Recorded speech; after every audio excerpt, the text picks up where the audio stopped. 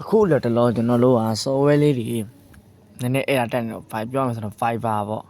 အကောက်ဖွင့်ပြီးတော့သုံးရမယ်။ဘာညာဆိုရင် Viber ကုန်းချတာမျိုးတွေဘာညာဖြစ်တတ်တယ်။အဲ့အတွက်ကျွန်တော်တို့ကဒီ Zogo Chat ဆိုတဲ့ဥစ္စာလေးတုံးကြည့်အကောင်လေးကမိုက်တယ်။ तू ကဘာပဲလုပ်လဲဆိုတော့ तू ကဖုန်းနံပါတ်ပဲလုပ်တယ်။ကျန်တာဘာမှမလုပ်ဘူး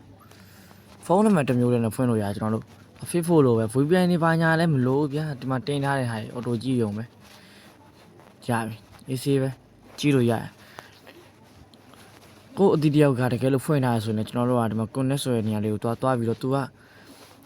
ဖွင့်ထားဆိုရင်ကောင်းလေးထဲမှာဒါမိုးလေးတော့ပေါ်နေမှာပေါ့နော်အမှအလုံးလေးပေါ်နေမှာပေါ့ရပြီဒါဆိုရင်ကျွန်တော်တို့စကားပြောလို့ရတယ်အဆင်ပြေတယ်နော်ဒါပဲကျွန်တော်ဆိုရင်ဒီနေ့မှဖွင့်ထားလားဒီမှာကျွန်တော်တို့ ID ရှိမယ်ဘာညာပေါ့နော်ဒီကောင်လေးကသုံးလို့တော်တော်အဆင်ပြေတဲ့ကောင်လေးကျွန်တော်တို့ဒါမှအကုန်တက်တယ်ပေါ့နော် VPN ဘာညာမလို့ပြဒီကောင်လေးကအထီးက line ကောင်းမှုပဲစားဖို့ခုချက်ချင်းခုဖို့ခုတန်းရောက်တယ်ဘယ်လိုတောင်းရမလဲဆိုရင်ကျွန်တော်တို့အရင်ဆုံးဖုန်းရဲ့ Play Store ထဲဝင်လိုက်မယ် Play Store ထဲဝင်ပြီးတော့ Zogo Chat ဆိုရရိုက်မယ်နော်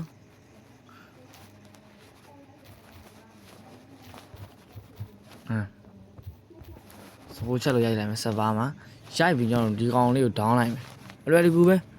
down ပြီးကျွန်တော်တို့ဖုန်းနံပါတ်လေးနဲ့ဖွင့်မယ်ဖုန်းနံပါတ်လေးနဲ့အကောက်ဖွင့်မယ်အကောက်ဖွင့်ပြီးဝင်သုံးရုံပဲပြီးရင်ကျွန်တော်တို့ရဲ့မွေးသက်ကလေးဆိုတာကျွန်တော်တို့ရဲ့2006ပေါ့ဘာညာပေါ့နော်အဲ့လိုမျိုးမွေးခုကိုထည့်ပေးရမယ်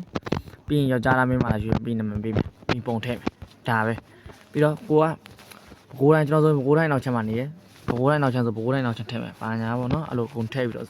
သုံးမယ်ဆိုလွယ်တယ်အဆင်ပြေတဲ့ software လေးကသုံးရတာရမ်းလွယ်တယ်ရိုးရှင်းရှင်းပဲအထီးကတော့ line ကောင်းရပြီ VPN ဘာညာမလိုဘူးလုံးဝမိုက်တယ်စမ်းသုံးကြည့်ဖို့ recommend ပေးရပါတော့